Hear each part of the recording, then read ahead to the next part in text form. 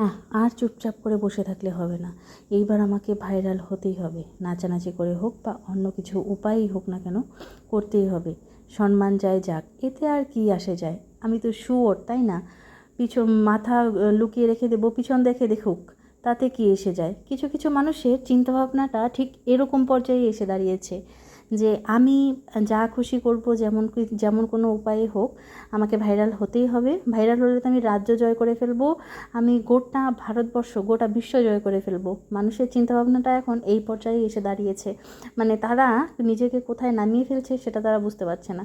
তারা নিজেকে কিছুটা ওই শুয়োরের পর্যায়েই ফেলেছে, যে আমি মাথাটা লুকিয়ে ফেলবো, পিছনটা যে দেখে দেখুক, তাতে তাতে আমার কি? আমি তো দেখছি না কাউকে, না কি আমাকে দেখছে না দেখছে সেটা তো আমি দেখছি না, সেটা দেখার আমার কি দরকার?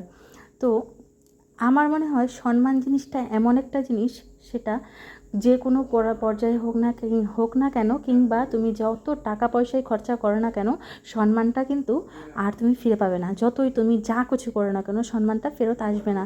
তো অনেক মানুষ আছে, দেখবে যে অনেক অনেক অনেক টাকা আছে, কিন্তু তাদেরকে কিন্তু মানুষ সম্মান করে না। তাদের সামনে হয়তো মানুষ কিছু বলে না, কিন্তু পিছনে কিন্তু তাদেরকে নিয়েই নানান রকমের কথা বলে। তো পিছনের কথা কিন্তু সবাই সবাইকে নিয়ে বলে, সেটা কিন্তু আলাদা। আর সম্মানের ব্যাপার নিয়ে কথাটা বললে সেটা একটু আলাদাই যায়, যেটা আমার মনে হয়। হয়তো বা আমার মতের সাথে অন্যের মতের মিল নাও হতে পারে। তো অনেকেই কিন্তু বলে যে তুমি সাধারণ এইভাবে ভিডিও করো কেন?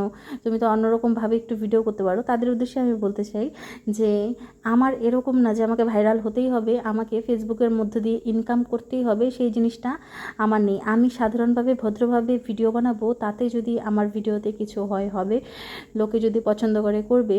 তাছাড়া আমার অন্য কোনো উপায়ে ভিডিও করে মানুষকে পছন্দ করার মতন কোনো ব্যাপার নেই। আমার এরকম না যে আমার এই টাকা দিয়ে আমার সংসার চলবে বা কিছু। তো এটা শখের বশে করা, ভালো লাগে তাই ভিডিওগুলো করা। তাতে আমি ভদ্রভাবে যেরকমভাবে ভিডিও করব সেভাবেই করে যাব।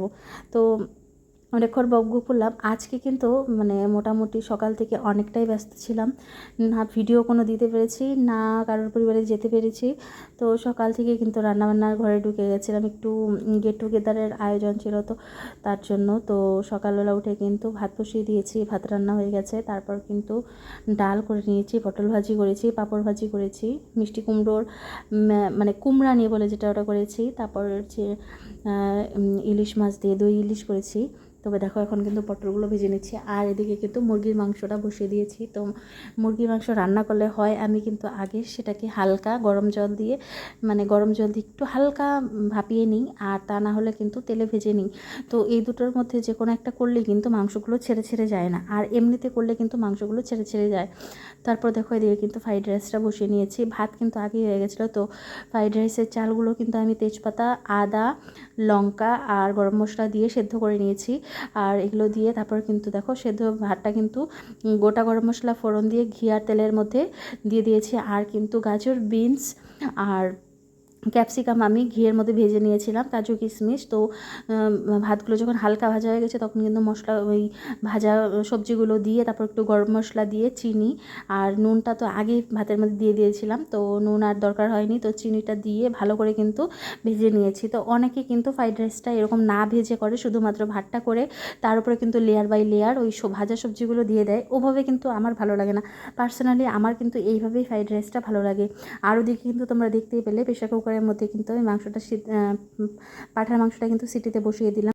আর একজন কিন্তু সেদিন আমি একটা ভিডিও দিয়েছিলাম, তো পটলের ভিডিওটা, তো সেখানে আমার একটা বান্ধবী জানতে চেয়েছিল যে পটলটা আমি কীভাবে কেটেছিলাম। তো মাঝখানে কিন্তু আমি সেটা দেখিয়ে দিয়েছি। সেটা কিন্তু সেরকম কোনো বড় কিছু না, সেটা কিন্তু মাঝখান দিয়ে মানে দুই সাইড দিয়ে একদম ছিঁড়ে ছিঁড়ে কেটে কেটে নিলেই কিন্তু ডিজাইনটা তৈরি হয়ে যাবে। তো দেখো তারপরে কিন্তু এদিকে আমার ফ্রাইড রাইসটা কিন্তু ভাজাভাজি হয়ে গেছে। তো আজকের কিন্তু রান্না এই পর্যন্তই ছিল। তো আজকে তোমাদের এই ভিডিওটা কেমন লাগলো কমেন্টে জানিও। আজকের মতন টাটা।